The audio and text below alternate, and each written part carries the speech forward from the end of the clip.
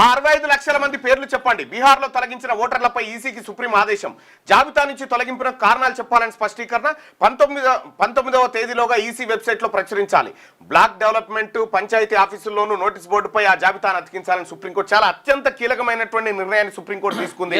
ఇక్కడ సుప్రీంకోర్టు చెప్తున్నటువంటి కీలక, నువ్వు ఎవరెవరి పేర్లు అయితే డిలీట్ చేసినవో ఓటర్ లిస్టులోంచి ఎందుకు డిలీట్ చేసినావు, ఎవరిది డిలీట్ చేసినావు, దానికి కారణం ఏంది, ఎవరు పరిశీలించారు, ఈ మొత్తం డాటాను వెబ్సైట్లో పెట్టమని చెప్పేసింది. ఇప్పుడు ఎన్నికల సంఘం నోట్లో పచ్చి విలక్కాయబడ్డంత పని అయిపోయింది.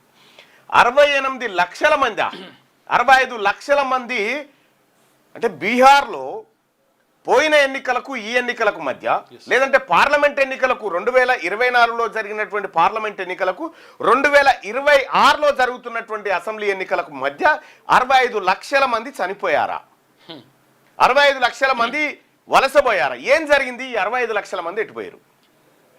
ఎన్నికల సంఘం దినదిన గండం నూరేళ్ల ఆయుష్ లాగా మారిపోయింది. రాహుల్ గాంధీ లేవనెత్తినటువంటి అంశాలు ఏవైతే ఉన్నాయో అవి భారతీయ జనతా పార్టీ మెడకు ఉచ్చులాగా బిగుస్తూ ఉన్నాయి.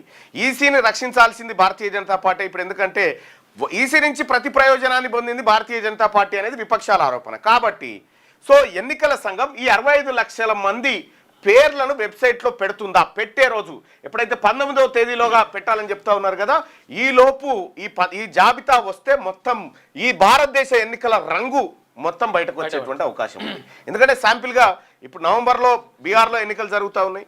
ఈ ఎన్నికల సందర్భంగా ఎన్నికల సంఘం ఎవరి ప్రయోజనాల కోసం ఈ 65 లక్షల ఓట్లు తొలగించింది.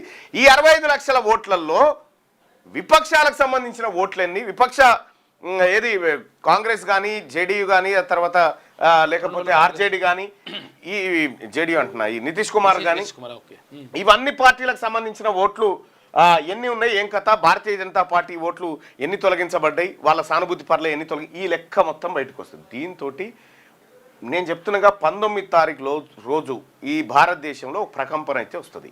రాహుల్ గాంధీ అంటుపెట్టినటువంటి ఏదైతే తోక ఉందో అది 19 తారీఖు వెళ్ళబోతా ఉంది.